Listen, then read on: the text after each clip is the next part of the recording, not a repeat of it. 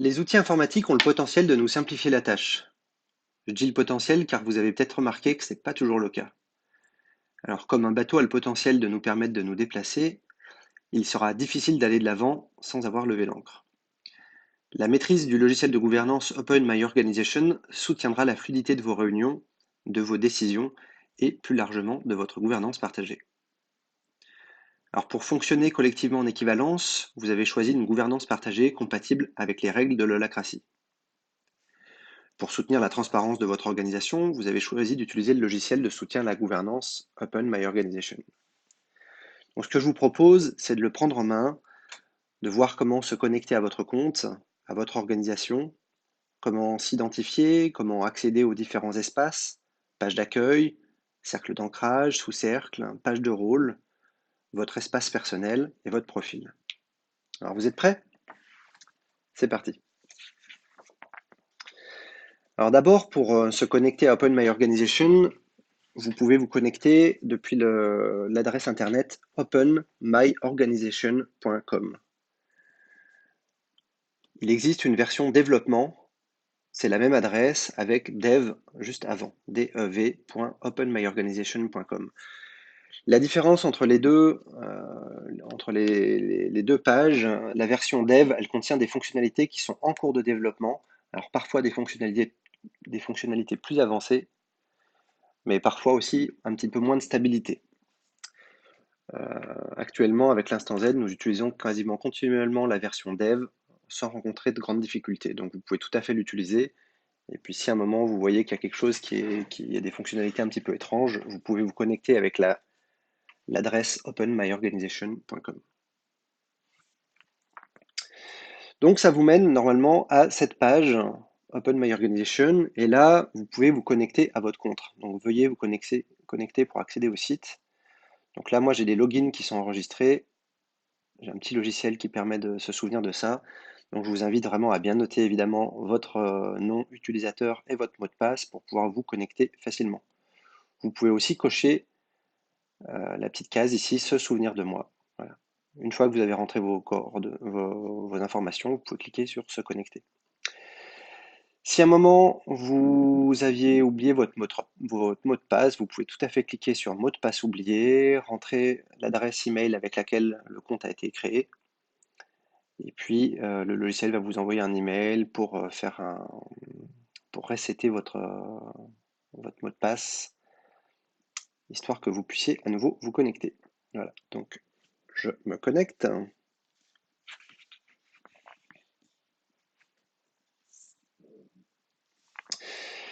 Une fois que vous êtes connecté, vous êtes sur la page qui va permettre de sélectionner l'organisation. Donc là, vous avez, dans le cas où vous seriez membre de plusieurs organisations, vous pourriez voilà, en choisir une parmi d'autres. En l'occurrence, ici, ce qui nous intéresse, c'est la maison de quartier de la Jonction. Donc pour des personnes qui auraient des fonctions administrateurs, donc ça, tout le monde n'a pas ces fonctionnalités. Depuis cette page, on peut aller sur la page éditer, ce qui permettrait d'aller changer quelques paramètres de l'organisation. À nouveau, les administrateurs peuvent aussi supprimer l'administration, ce qui est délicat, il faut faire attention avec ça. Ça se fait en deux étapes, donc si on cliquait sur supprimer, il y aurait une demande de s'assurer que c'est bien la manipulation qui est souhaitée. Et puis, si vous faites partie de plusieurs structures, vous pouvez tout à fait choisir de quitter une organisation pour ne plus voir apparaître les informations de cette organisation. Donc je rentre dans l'association Maison de quartier de la Jonction.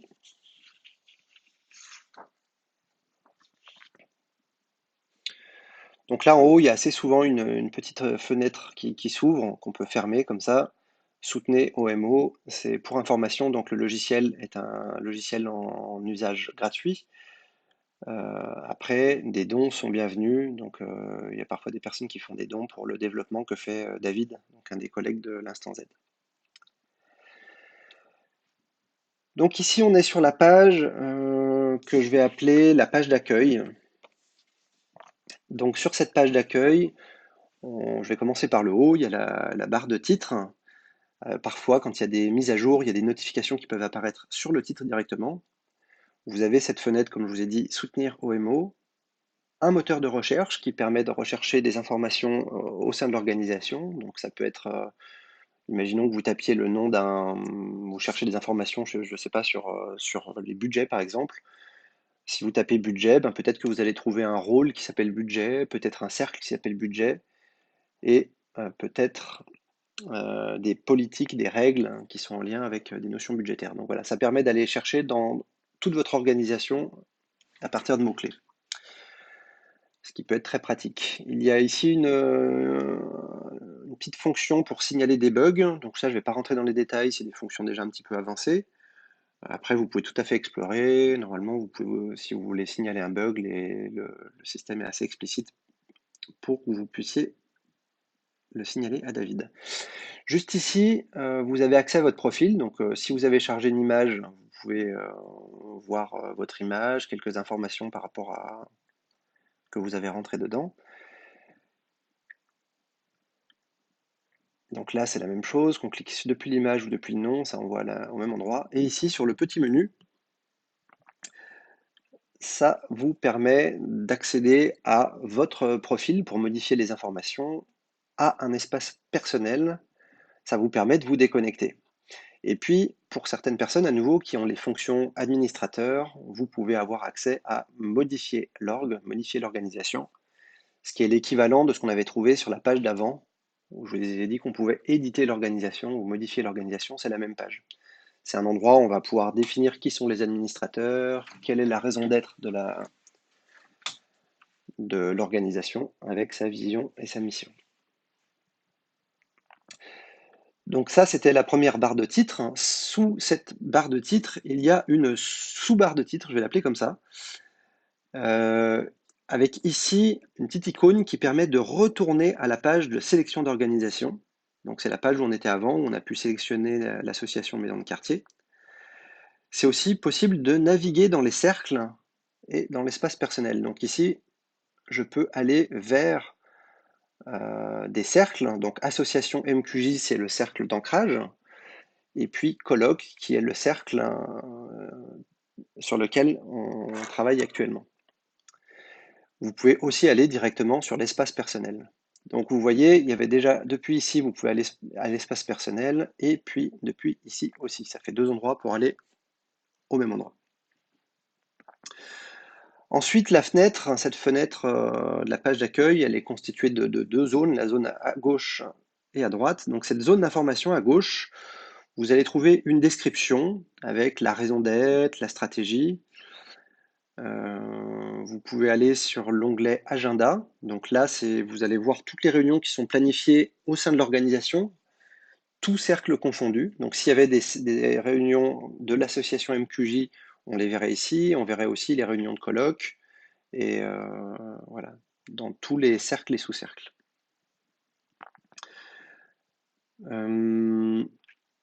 Vous pouvez télécharger, si vous avez envie de télécharger ces réunions dans votre calendrier, c'est au format iCal, format Google. Vous pouvez aussi aller sur l'onglet Membres, et c'est là que vous allez voir en fait qui sont les personnes qui se sont connectées. Donc on voit que pour l'instant, il y a Fabien qui s'est connecté, Juliette, et puis Laila qui s'est connectée, Raphaël, Silvio, voilà, et que certaines personnes ne sont pas connectées. Donc on pourrait voir déjà si des personnes sont connectées, on pourrait effacer des personnes de l'organisation. Si on clique sur le compte de quelqu'un, on va pouvoir, suivant les informations qu'il a données, on peut voir, comment dire, ses coordonnées. Alors là, elles n'ont pas été informées. Et on voit aussi en fait dans quel rôle il est actif. Voilà. Donc, sur des comptes par exemple comme le mien, on voit les rôles que j'ai au sein de l'association MQJ, cercle colloque, et puis des informations pour me joindre. C'est aussi là que vous allez pouvoir ajouter un membre. Donc ça, à nouveau, je crois que c'est des fonctions qui sont réservées à des administrateurs ou au premier lien. Donc pour ceux qui peuvent le faire, pouf, ajouter un membre. Soit c'est un membre qui est déjà existant au sein du système Open My Organization. Donc là, je ne pense pas que ce soit votre cas. Et ce serait plutôt question de créer un nouveau membre, de lui mettre un pseudo, un nom, un prénom, une adresse email. Vous cliquez sur ajouter et la personne va recevoir un email avec un mot de passe de connexion pour rejoindre le logiciel, la plateforme OMO. Voilà. Donc ça, c'est pour la barre, la zone d'information à gauche. Et puis la zone d'information à droite. Donc là, on voit ici toute cette partie, c'est la structure de l'organisation. On peut naviguer dans les cercles directement depuis ici. Donc si je cliquais ici, j'irais dans le cercle association MQJ. Et si je cliquais ici, j'irais dans le cercle colloque. S'il y avait d'autres cercles, d'autres sous-cercles, on verrait toute l'architecture ici. On peut voir aussi le nombre de rôles qui sont créés au sein de ces cercles. Donc au niveau de l'association MQJ, il n'y a aucun rôle opérationnel qui ont été créés. Par contre, ici, au cercle colloque, il y en a une soixantaine. Donc là, pour l'instant, c'est vrai qu'on a fait un premier design qui crée beaucoup de rôles, parce qu'on n'est pas encore rentré dans des systèmes où on fait des sous-groupes, des sous-cercles ou des choses comme ça. Voilà, on peut voir la photo de la personne qui est pour l'instant attribuée au premier lien. Donc pour l'instant, c'est moi, c'est vraiment pour pendant une phase de design. Et puis le second lien. Donc normalement, ça serait donc pour l'instant Yves en second lien et puis Manal en premier lien, qui permettent de faire le lien entre le cercle colloque et l'association MQJ. Donc dans cette zone de droite, vous avez aussi un accès sur l'espace personnel, ici, qui vous emmènerait pas dans un cercle, mais dans en fait tous les rôles dans lesquels vous êtes impliqué, quels que soient les cercles. Vous avez aussi des onglets. Donc là, l'onglet Nos valeurs, c'est quelque chose qui est en développement. Donc pour l'instant, on n'y a pas forcément accès. Nos documents fondateurs, c'est aussi en développement. Et puis l'onglet statistiques qui donne quelques informations. Le nombre de membres, le nombre de rôles, ce qui fait que pour l'instant, il y a 12 membres qui se répartissent 68 rôles, ce qui fait voilà, 5,666 rôles par membre. Le nombre de projets, le nombre de réunions qu'il y a eu, la durée moyenne des réunions, le nombre de tensions qui ont été traitées. Voilà, donc c'est des petites informations statistiques. Et puis il y a ici un onglet à droite sur lequel vous aurez accès dans toutes les pages d'OMO. Et à nouveau, en fait, c'est la structure de l'organisation qui donne accès aux cercles et sous-cercles ou à l'espace personnel. Donc, quand on est sur la page d'accueil, ça fait un petit peu doublon, mais vous verrez que sur d'autres pages, ce n'est pas le cas. Donc, on va aller dans un cercle, dans le cercle d'ancrage. Donc, en fait, je peux y aller par ici, je pourrais y aller en ouvrant ça, en cliquant ici, ou en naviguant ici directement vers Association MQJ, et hop, ça m'emmène au niveau du cercle d'ancrage. Donc ici, on voit dans la barre de sous-menu qu'on est dans l'organisation qui s'appelle Association Maison de Quartier de la Jonction et qu'on est dans le cercle Association MQJ. On pourrait à nouveau aller vers quelque chose de plus précis, soit le sous-cercle colloque, soit l'espace personnel. Donc c'est vraiment ici une barre de navigation, de la même manière que ça, c'est une autre manière de faire de la navigation.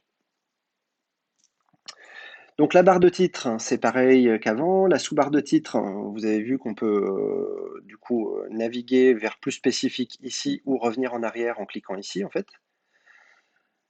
La zone d'information à gauche, donc ici on a la stratégie du cercle association MQJ. Donc si on rentrait sur un sous-cercle plus spécifique, ben, en fait on aurait potentiellement une autre stratégie. En l'occurrence là, ce que j'ai fait, c'est que j'ai copié 2 fois la stratégie et c'est la même qui est écrite au niveau du cercle de l'association et au niveau du cercle colloque.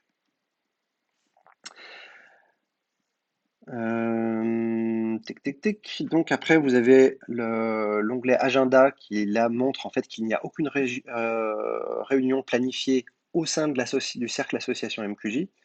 Et on peut voir quels sont les membres qui ont des rôles au sein du cercle association MQJ. Donc vu que pour l'instant c'est quelque chose qui ne nous sert pas spécialement, ce cercle d'ancrage association MQJ, il n'y a pas de rôle opérationnel et il y a très peu de personnes qui sont là. On pourrait tout à fait ajouter un membre en cliquant ici ajouter un membre, en sélectionnant la personne et elle apparaîtrait dans cette colonne.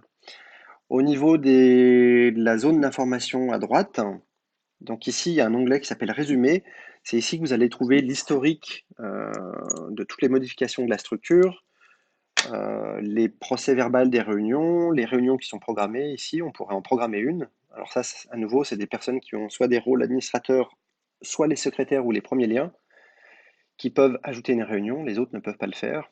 Et puis il y a aussi des fonctions comme faire une proposition out of groove, pareil, c'est des choses qui sont réservées aux premiers liens et aux administrateurs. Sinon, vous avez un système de chat, vous pouvez tout à fait mettre des messages ici qui apparaissent. Et puis voilà, si ça fait sens pour vous, après, assez souvent, les organisations utilisent d'autres systèmes de communication interne. Sur l'onglet rôle, vous allez retrouver tous les rôles de la structure. Donc là, si je clique ici, ça va m'emmener dans la feuille, je vais afficher la page du rôle en détail.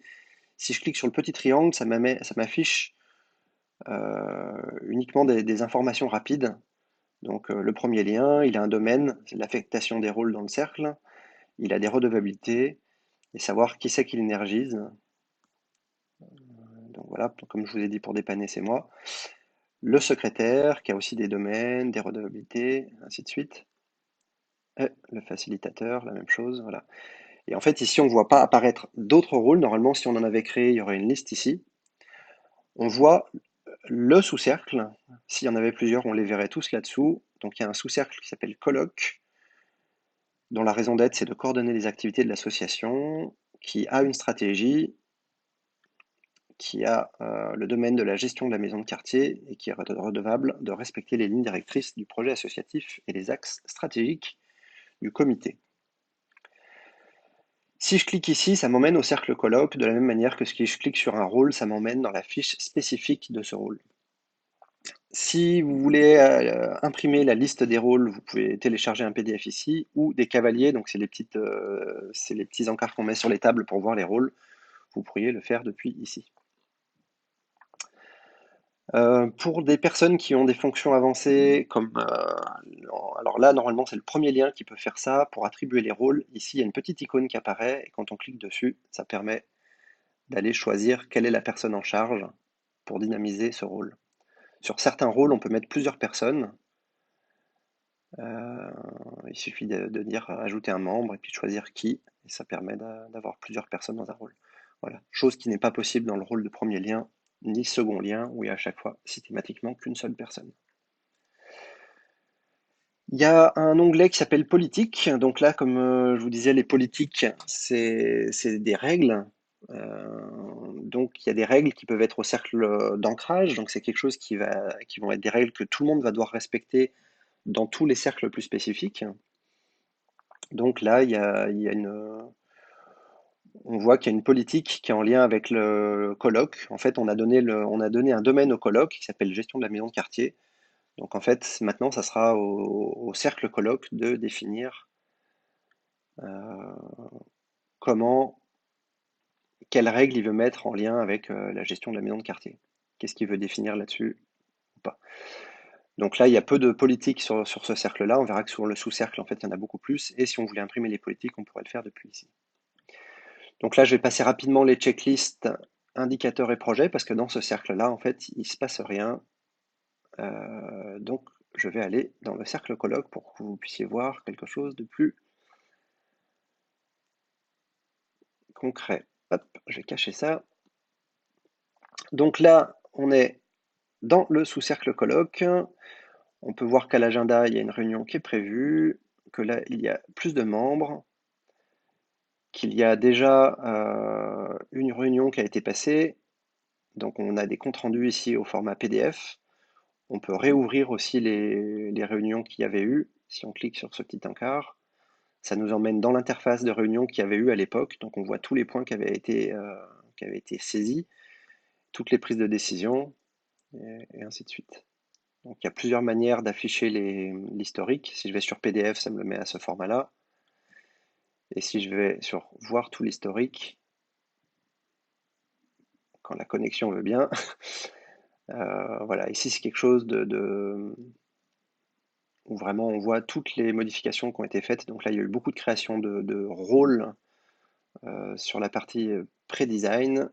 Et voilà. Et là, c'était la première réunion qu'on a fait la dernière fois avec vous. On voit aussi qu'il y a dans la zone chat en fait pas mal de choses qui ont été notées. C'est tous les points d'information qui ont été amenés lors de la réunion et qui ont été notés par le rôle secrétariat qu'on voit apparaître ici. Donc les rôles, dont certains rôles sont catégorisés ici, accueil, bâtiment, donc il y a des thématiques, c'est quelque chose qui est possible de faire. Voilà, donc un certain nombre de rôles, comme je vous ai dit, il y en avait beaucoup, entre autres de nombreux rôles qui sont en lien avec les vacances ou des événements.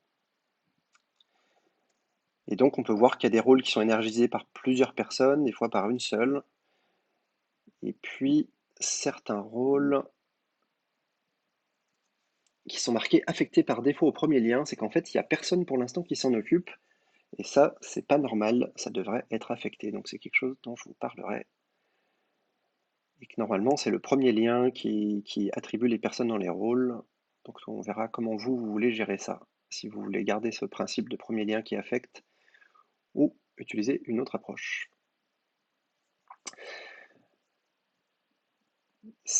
Donc, si je clique sur un rôle, là, on peut voir s'il y a une raison d'être, elle est notifiée. S'il y a des redevabilités, on peut les voir. On peut voir les personnes en charge, ainsi de suite. Les politiques, bah là, on peut voir qu'il y en a plusieurs. Elles peuvent être classées aussi. On peut leur mettre des thématiques de la même manière qu'on peut classer les rôles. Donc, il y a une politique sur le budget personnel, une politique sur réunion plénière de comité. On peut voir qu'il y a des checklists. Les checklists, en fait, vous pouvez donc les créer depuis vos rôles. Vous ne pouvez pas en créer pour d'autres rôles, sauf si vous êtes premier lien du cercle. Les indicateurs et les projets.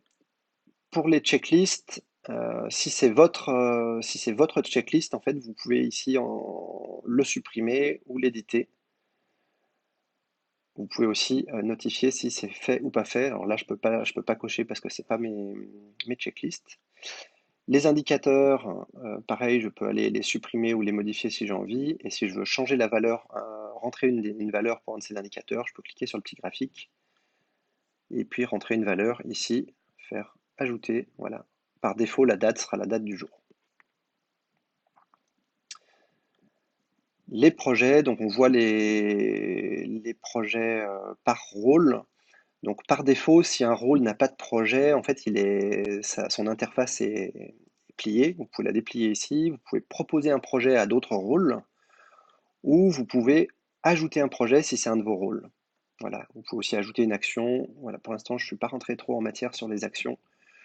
Je vous recommande pour l'instant d'utiliser surtout la notion de projet. Donc voilà, on peut voir qu'il y a des projets qui sont en cours en vert, des projets qui sont bloqués en rouge, des projets terminés, des projets un jour peut-être. Donc là, c'est un rôle dans lequel j'ai pas accès, je peux pas déplacer les projets. Je vous montrerai sur un endroit sur des projets qui sont dans mes rôles. Voilà. Du coup, je peux, si je double-clique dessus, j'ai accès à certaines informations. Je peux aussi aller l'éditer ou le supprimer avec la petite icône qui est ici. Je peux mettre une étoile si je veux que ça apparaisse en réunion. Donc là, maintenant, ça apparaît en réunion. Si je l'enlève, ça apparaîtra pas en réunion. Je peux voir où le projet est visible. Est-ce qu'il apparaît, il sera visible dans le cercle et dans les sous-cercles, ou est-ce que je veux le rendre visible de manière publique? Ça, c'est déjà des fonctions avancées. Je peux déplacer le projet pour le mettre en bloqué, pour le mettre en terminé, pour le mettre en un jour peut-être, en sachant qu'un jour peut-être, ça n'apparaît pas en réunion. Donc voilà, je vais remettre ça ici pour l'instant. Voilà. Donc en gros, ça vous fait un petit tour de base sur les cercles et sous-cercles. Ce qui reste à visiter maintenant, c'est la partie espace personnel. Donc je peux y aller soit depuis ici, soit depuis ici, soit depuis ici. Donc là, je clique espace personnel. Donc l'espace personnel, on va voir à nouveau donc mon profil, là j'ai pas beaucoup d'informations qui apparaissent, les réunions dans lesquelles il est prévu que je participe. Les différents rôles que j'ai, quels que soient les cercles, donc ça c'est très pratique justement quand j'ai du temps pour travailler pour l'organisation. Je peux me connecter à ma page personnelle et puis voir un petit peu quels sont mes différents rôles, mes différentes checklists, mes différents indicateurs, les différents projets que j'ai dans différents rôles. Donc voilà, ça c'est tous mes rôles. Et on voit qu'il n'y en a que certains où j'ai des projets, mais ça me permet de faire le point avant de commencer à travailler. Parfois, il y a des rôles dans lesquels il y a plusieurs personnes, et si vous voulez faire le tri pour voir afficher uniquement les projets qui vous sont attribués dans ces rôles-là, vous pouvez cocher cette petite case, afficher uniquement mes projets. Comme ça simplifiera beaucoup l'affichage et vous verrez ce qui vous est attribué uniquement. Donc voilà pour l'espace personnel, sinon tout le reste des fonctions, c'est les mêmes que dans les autres espaces. On pourrait aussi voir que si on clique sur un rôle, ça nous amène dans une page qui est vraiment dédiée à ce rôle, euh, avec les checklists de ce rôle, les indicateurs de ce rôle, les projets de ce rôle. Voilà. Ce qui peut être pratique dans certains cas. Du coup, voilà, on a fait un tour des fonctions de base de Open My Organization.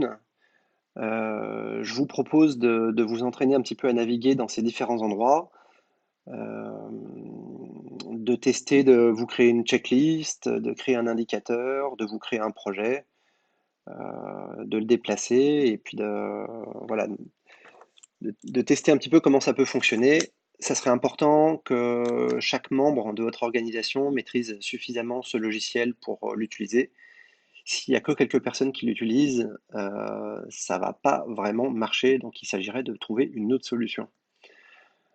Voilà. Eh ben, bon courage pour cette prise en main, et puis on se voit pour la prochaine réunion.